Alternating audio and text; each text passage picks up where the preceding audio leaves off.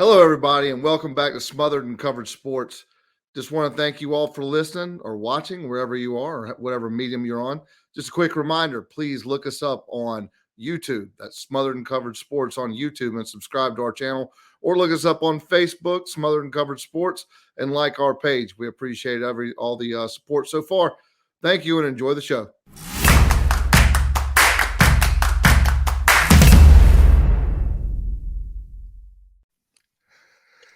Ah! Good afternoon, Frank. I'm just kidding, man. What's up? Frank Garcia, Dan Bailey, Smothered and Covered Sports, out here on a Thursday afternoon. Still having to record remotely because Frank's too busy freaking working nowadays, driving me crazy. I can't get side to side with my partner. I got to look at this mug through a television or screen that we're doing here. It sucks because I can't get the rib action at him. Frank, how are you? I'm doing great, bud. You got a lot of energy today. What happened? I do. Well, I realized when I was without you yesterday, I left a lot of energy like built in and it sat inside too much. And so now I got to let it all out. Okay. Yeah, you got a lot of room in there for it to sit. So it just came out. You're dang right. Hey, I'll tell you another thing. We got a lot of good stuff to talk about today. A lot of good stuff to talk today. We're talking transfer portal.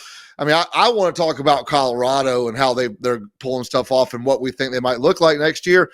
And then, of course, the NFL Week 18. Man, 18 weeks. You didn't have 18 weeks when you played, and you got guys sitting out. I want to talk about it. I want to talk a lot about this kind of stuff because I think that people want to hear it. And ultimately, we always got to talk about our home team. We got to talk about the Panthers and got to talk about Bryce Young.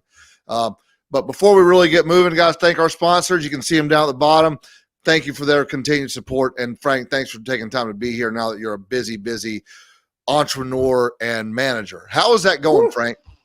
Hard work, bud. Working for real jobs is hard work. I mean, I'm used to be on the golf course for 4 to 5 hours, and getting there and closing and going there and grinding and making sure everything.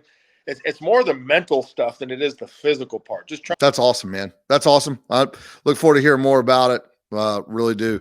I know you're getting ready to go on a big golf trip with some of our sponsors and your business partners. So I'm a little jealous. Wife's sick, can't go.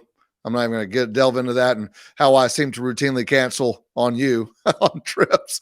But we're not going to discuss that. The dog ate my homework excuse only works for so long. Well, I mean, true. It's just the kids are eating my homework. The dogs, I had to put the dog down. So, whatever. So look, man, hey, we've been talking a little bit about this, and as the college football season's wrapping up, and I hate to see the college football season go. I personally am, college football is my second favorite thing in the absolute world, and that landscape's changed a lot. And they closed the transfer portal today, Frank, and there's a lot to unpack around the transfer portal and what it means. But how do you think in your time, so one of the big questions that's come up, right, is that the transfer portal, they should wait for its accessibility until the bowl season and college football season, playoff season is over completely, to give everybody an equal chance to recruit them on the coach's side, and then the players having the same amount of time and an equal platform for them to exit. But the schools don't want to do it, Frank. The schools don't want to do it because the schools say, well, hey, that's not fair because we have to enroll these guys. They want them in for spring practice, so we got to enroll them in the spring semester, and they have to do that in January if they're going to make the decision to do it. So the schools are saying it's still a school. Frank, what you think, man? I mean, there's a lot of layers to this, Dan. And I think the initial thought that I had was, speaking specifically on the transfer portal, is there is a lot of challenges, in a restaurant business, for example, when you open something new. Yeah. You have to make sure the cooks are in the right place. You have to make sure the management is in the right place. You have to make sure all the parts that are moving are working and operable so you can create a great product. Well, I think the same thing kind of applies with the portal in this way. There's still so much unknown that they're in the beginning stages. They're still going and working through all these wrinkles.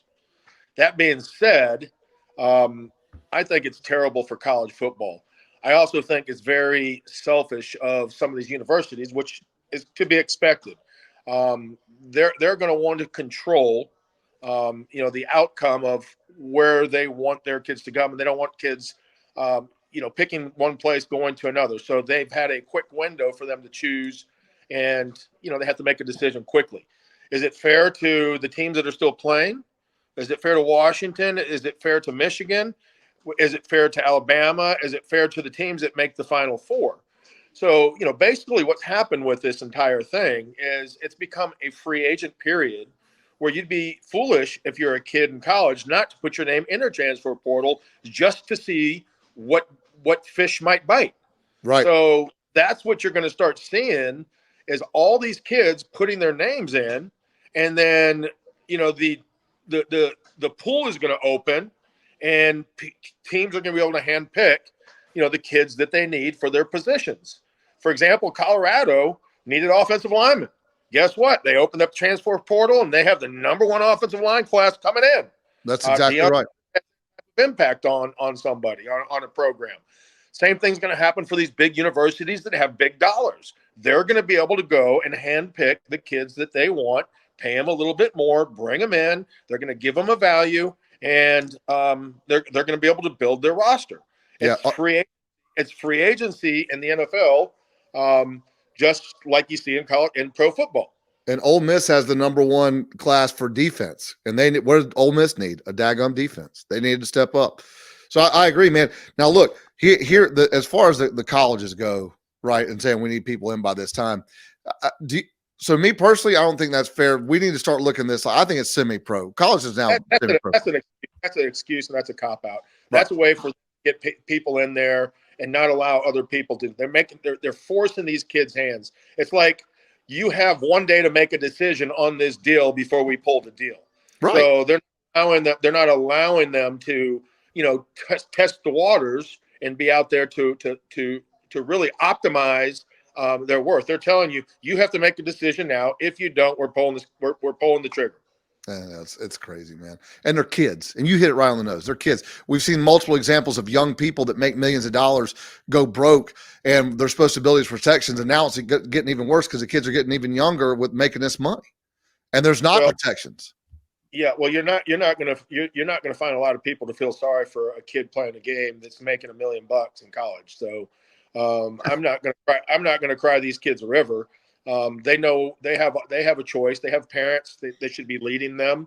It'll be interesting to see, how much involvement handlers get involved with this moving forward and trying to advise these kids, because anytime there's an opportunity to make money, there's going to be an opportunity for people to come in to sweep it away. So, that's going to be the challenge moving forward. And you hope that these kids are being advised properly, because, even with coaches, they have conflicting interests. They want to keep you.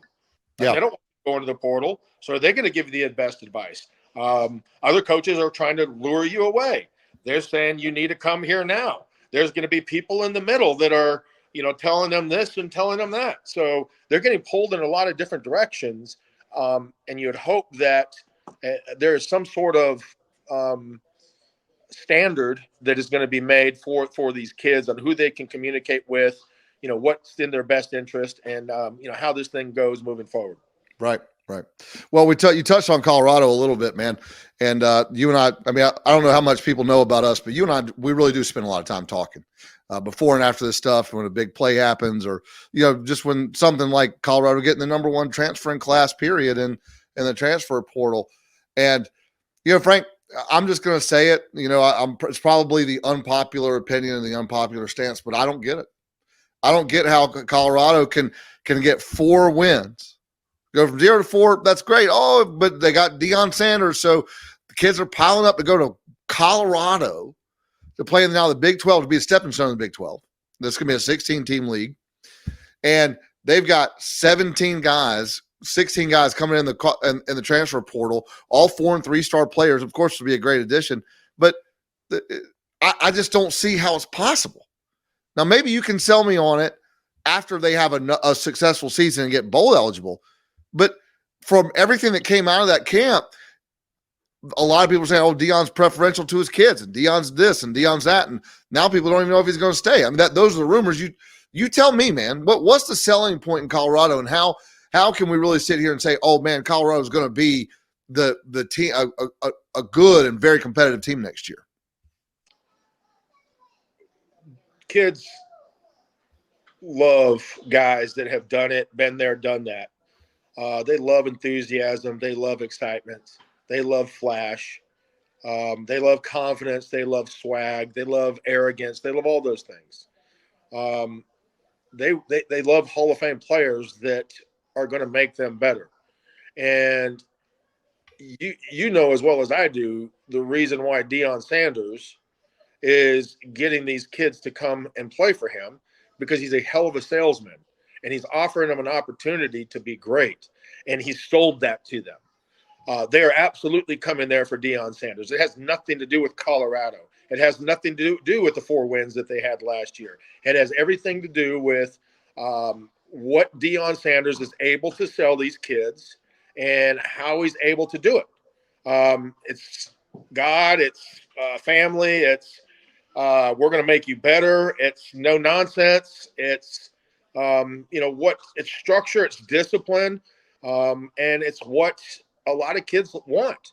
And culturally speaking, Deion Sanders is going to play a style of football that matches a style of culture that they love. And that's Losing. What's that? I said he's going to play. Losing is the style. I didn't say that. Losing is the style. You're looking at wins and losses. I'm talking junk.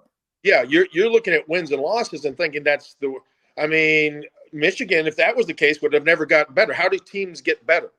They recruit, and if you have a hell of a salesman, you're going to go out and recruit the best players.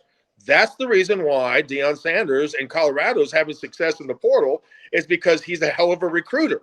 He's a hell of a salesman. He's telling these kids what they need to hear, what they want to hear. He's telling them he's going to make them better. He's telling them they're going to have success. He's making them believe that where he's at, they're going to be better. And is that mean they're going to be better than Alabama? No. Does that mean they're going to be better than Ohio State? No. But they're going to be better than they were last year because they have better players. Right. Well, Frank, let me ask you this. If you had, let's just say Ohio State, okay? So in that same region, and you had Colorado. Both teams are promising. Frank Garcia, you're going to start at center next year. Yep. As we change the landscape of football. One's a contender. One hasn't been in a bowl game in 10 years. One's got Deion Sanders. One's got Ryan Day. They both offer the same amount of money. It's not about money. Let's just say whatever the number you have in your head, whether it be $2, $5 million, doesn't matter. What are you going to choose? I'm going to choose what works best for me and where I feel the most comfortable. That's a very fair answer. Okay. What environment that I go to that I am going to see and look at and say, I fit here. Right? A lot of kids fit with Deion Sanders. Jim Harbaugh have a different style of kids that fit with him. Yeah. They're both successful, right? And they both can be great, but I don't know, because I haven't been in that culture, of what Deion Sanders is doing differently versus what Ohio State's doing differently. That's very fair. It's a more storied program, right? But just because I go to Ohio State doesn't mean that we're going to win a national championship. I went to Ohio State, great. I want to make it to the NFL. I want to go to a place where I'm going to enjoy my next 3 years. I want to go to a place where I fit in and I feel like I belong here. Deion Sanders makes people belong there, makes them feel like they belong there. That's why he's getting the number 1 class in the portal, because he does a hell of a job selling them that they belong here. That makes sense. And hey, good word, man. I can't speak as a player, and it's a great perspective from a player and a guy who's been there. Speaking of being a player, and speaking of being a center, a starter, a contender, you play on 2 very successful, three franchises, 2 very successful franchises on the doorsteps to a Super Bowl. We're seeing a lot of quarterback sitting Sunday. Okay. And as a fan, and that's my perspective is always as a fan, I got to remind people that a lot. I am a fan. And as a fan, there are people that say like the Kansas City Chiefs are coming to town, and there's going to be a lot of people that spend a lot of money to go see Patrick Mahomes. They're sitting Patrick Mahomes. Mm-hmm. Okay. There's a lot of people that want to see whoever else. They're not sitting. Lamar Jackson isn't playing Sunday. Now, football is different from basketball because the propensity for injury is much higher. So that's what creates this odd line. Like I remember as a kid, kid or teenager, 20-year-old, when I really got into football, I saw Peyton Manning would start to sit the last game or last two or just start a quarter to keep the streak going or whatever. But I would always get upset because it's like it's underselling the fans and the people who really want to watch the game. And, and again, we're fans. We're not putting our bodies on the line, but like that's like the balance.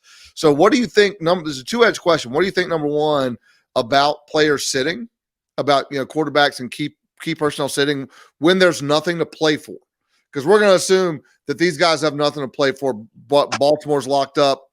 Kansas City can't do anything with a win or a loss. Their fate is sealed. What do you think about those guys sitting? I think there's a different dynamic, and you can paint a different picture, for both of those scenarios. I think there's an understanding of what's best for the team.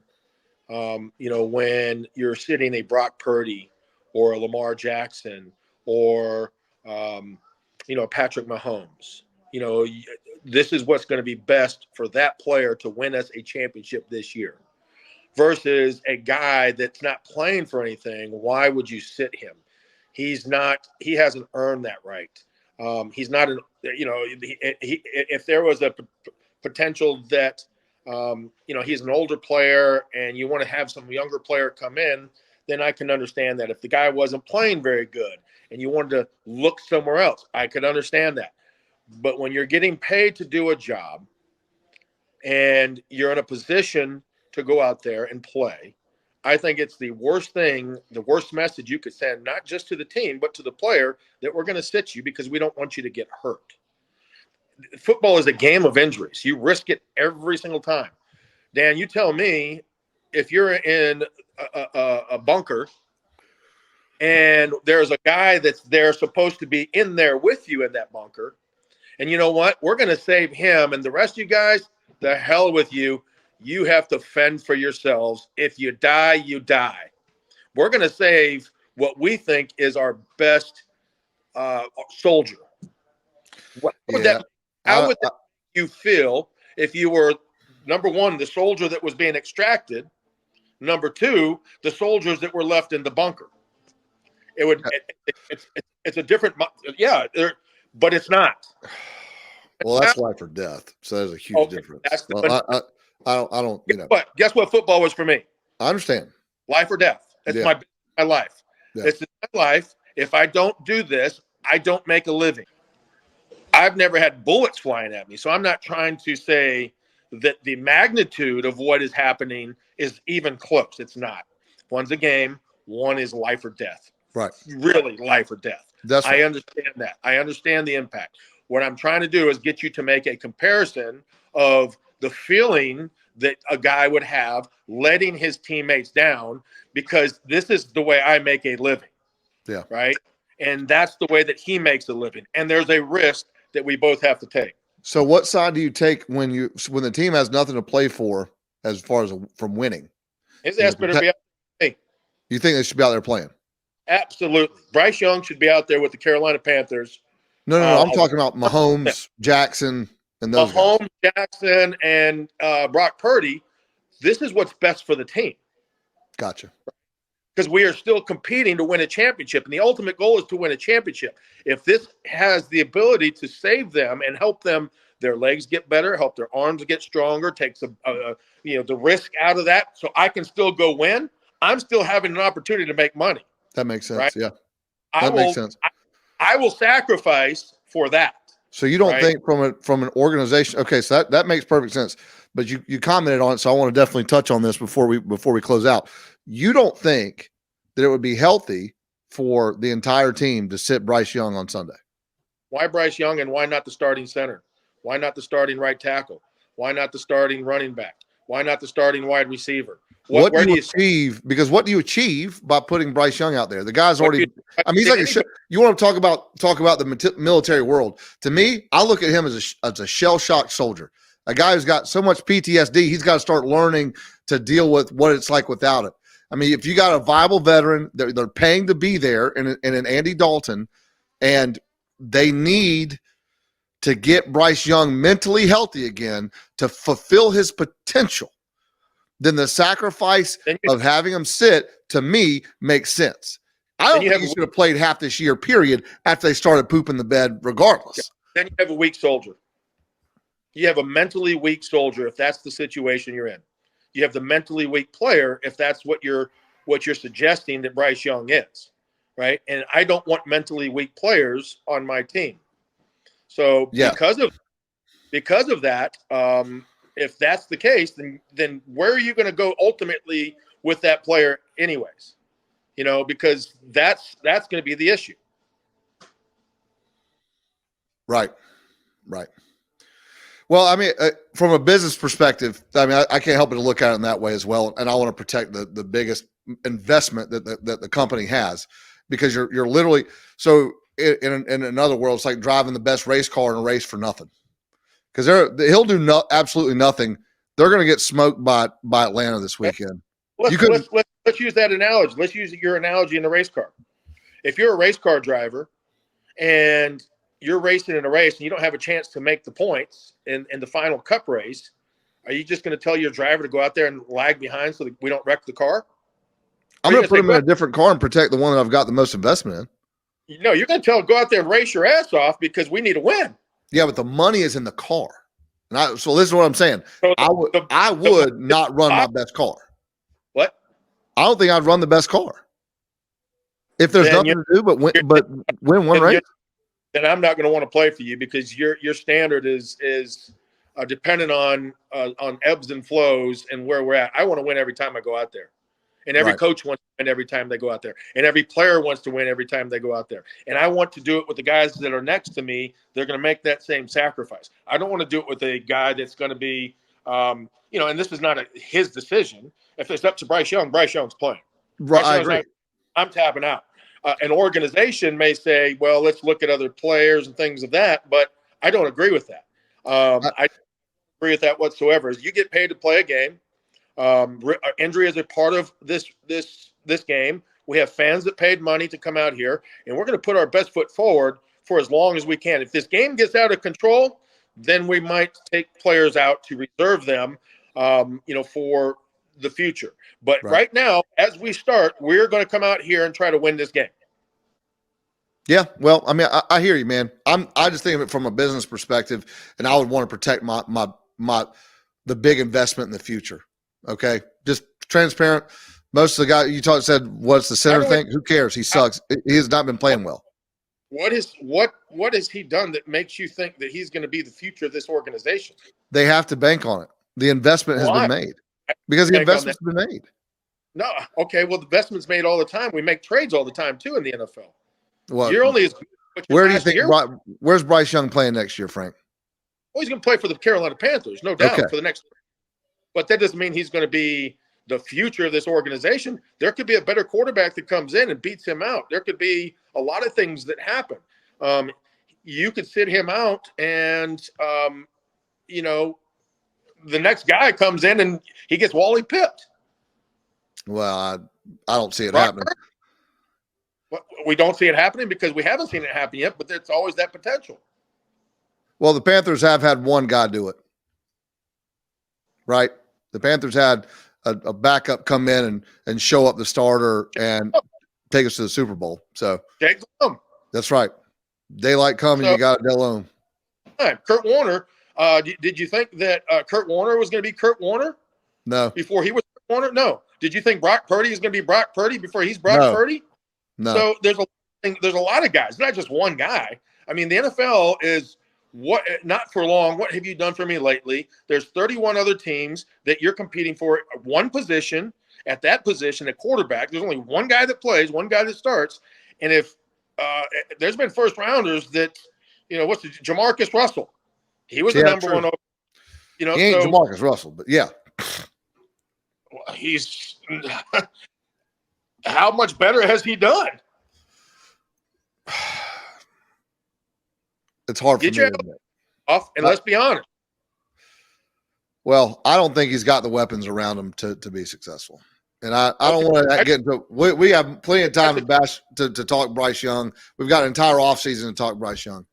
So, look, that was a great word on that stuff. You changed the old man's mind a little bit, except for the whole Bryce Young not playing. I still think he should, but that's my opinion. Thank the Lord. It's just opinions, and we're not the decision makers. So let's close on this, man. Who is your MVP for this year? Oh, gosh. Who's the MVP for the NFL? It's hard to say. It's with all the things that this team has done. There's really about 2 or 3 guys that you could put on this list. One is Christian McCaffrey. 2 is Baltimore Lamar Jackson. 3 is Brock Purdy. I mean, those guys are the guys that have led their teams to the best records, have had historical types of years. Christian McCaffrey has had an historical year. He's going to go over for 1,000 and 1,000 again. He plays on the best offense in the NFL. And Lamar Jackson is leading his team to quietly the best record in the AFC. They're going to have the first round bye. So I think it's really down to those 2, if I'm honest. I think Christian McCaffrey or Lamar Jackson are the two front runners for MVP.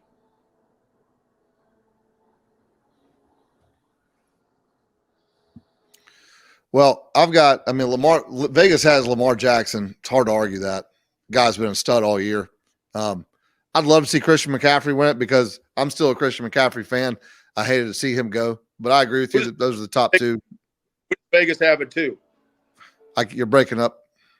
Who does Vegas have at 2 for the MVP? Christian McCaffrey.